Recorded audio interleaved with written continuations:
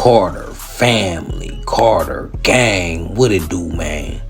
Now, the last time we left off with Tory Lanez, we were hearing rumors he got stabbed because he was putting money on people's head, and he was acting, he felt like he was a shot caller. Then we heard somebody saying that he was getting at somebody's wife, and that's why they did it. Now the alleged attacker has just spoke. He just spoke up. Now let's listen to his explanation on the reason why he poked up Tory Lanez 14 damn times in that California prison system. You hear me? So check out this clip. What exactly took place between you and Tory Lanez that day that you stabbed him allegedly? Okay. That day, nothing much took place that day. Everything led up to that day, but that day I just came out in the morning to tell him, you know, good morning, and I told him what's up, give him a little fist bump, ask him if everything is good. We had a little situation the night before and the day before. So what was the situation the night before and the day before? So I heard some rumors that he was trying to put money on my head. He felt uncomfortable living next to him, said I was a threat. So I confronted him. And then I found out the same thing. Today he tried to put money on my head, so he said I put money on his head. We had a little discussion or whatever. So the next morning, that night, he said some kind of crazy. So the next thing, when I felt like a sting in my leg, I felt like, oh, he stabbed me. So I moved back and I kept stabbing more. And I seen that he threw something, so I was like, oh, this is that.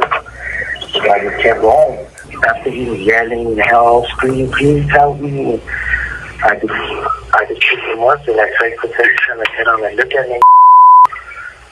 And then I just let him go. Like, I was just saying, like, man, you trying to kill me? What were you guys like? I know why, but why would he pick you out of all people to want to put money on your head? Well, what was the beef exactly about? It was really no beef. He just talked a lot. And I had confronted him a while back about always saying certain around me. Like, I'll take a fade, and I'll knife up, I'll put in his place. And to me, I feel like the second, third time hearing that in a conversation, I was like, man, what's he trying to say? So I approached him and told him, like, what's up? Like, just go, I'll come into your cell, we'll do whatever. Like, let's play this game then. Because I felt like he was kind of antagonizing me, like testing me, like if someone was afraid or something. We were cool at the beginning. We were cool for like a year. We chilled, kicked it together, everything. It just, they're not on that type of prison yard, Rochelle. Oh, okay. No. They got like little fractions, but she was more like he was different. He started kicking it with certain people, you know. And when we started being mad, that time when we had our little misunderstandings and we stopped talking as much. But we were neighbors for a while. I've been knowing him for about 2 years already. Okay. And during the situation when you and him grew a friendship? Yeah, we were cool. We chilled, we ate, we drank, we partied, we kicked it. Yeah, we were good.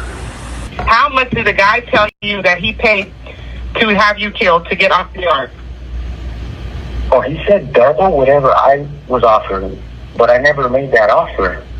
That's what I didn't understand. He said that someone told him I offered people money to get rid of him. So he said he would give that person double and some dope and stuff. So, but truth be told, I never offered no money. Like, why would I offer somebody something I could do? It didn't make sense. But once he yelled and made threats and I'll have you killed and, you know, have a run up to your cell, all that comments and I felt like, all right, you threatened my life. Like, there's nothing else to do but confront you. And that's what happened the next morning. I asked him, are we cool? He said, yeah, it's cool. And when I went to my cell, he followed me. And like I told you earlier. Do you have any regrets of stabbing him? Regrets? Shit. Because you stabbed him 14 times. Yeah. I know that. I wish I could do certain things over, you know, but at the end of the day, I mean, I felt like he threatened my life. So, I mean, I can't, those actions felt necessary to me at the time, like the whole, in the moment, him coming to my cells, you know, showing, grabbing me, walking, like, nah, I felt like, nah, it's fit. So I can't say I regret taking a stand for myself. No, not at all. I mean, I feel remorseful in a sense because it really didn't have to go that far, but I mean, he made his decisions and I made mine. Did he end up having a weapon on him? I mean, obviously I got a stab mark in my leg, but that's going to the hole. I mean, they didn't find no weapons either. I don't understand that part. But okay, so no weapons were found from him, only from you. No weapon was the weapon I was using wasn't found either. There was no weapons found. Where'd it go? That's what in the video it shows me putting it on the floor. That's what they were asking me, I don't know. Nobody was around, it was just me and him on the tier. There wasn't no day room, nobody was standing next to us, it was just me and him. And who saved them? I let him go. I picked him up, I told him, like, look at me. He looked at me, and then I just slammed him on the floor and kind of kicked the back of his butt with my foot, like pushed him, let him run away. And did he run away, or did he crawl away, or how did he get away? He ran, screaming. Now this one, I ain't gonna lie, I'm gonna leave that up to y'all. First of all, do y'all believe his story? Do y'all believe Tory Lanez was gonna put money on his head, right? Do y'all believe Tory Lanez was doing that? Or do y'all believe he lying? Right? Dude kind of make a good point, like, why would he put some money on Tory Lanez head? Right? Because he said Tory Lanez had told him that he had money on Tory Lanez head, and the dude said, why would I put money on Tory Lanez head and I could do it myself? And he clearly actually did it himself. So I don't believe he put money on Tory Lanez head, but do y'all believe him, his reasoning for why he poked Tory Lanez? Or is it just for clout? Or something he didn't want to talk about? Or it is about the wife? Right? Y'all let me know in the comments, man. Hopefully Tory Lanez, well, I know they ain't he finna be in protective custody. I know that because he's a celebrity and he almost died under their watch. Right?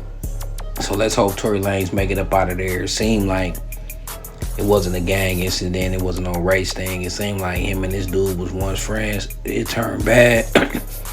That dude, a very violent dude. I mean, he killed the 13-year-old girl when he was 20, so you know his marbles ain't right. Tory Lanez probably did say something, do something, and made him snap, man. But what y'all think, man? Let me know in the comments. Until then, man, it's Carter Gang, and I'm gone.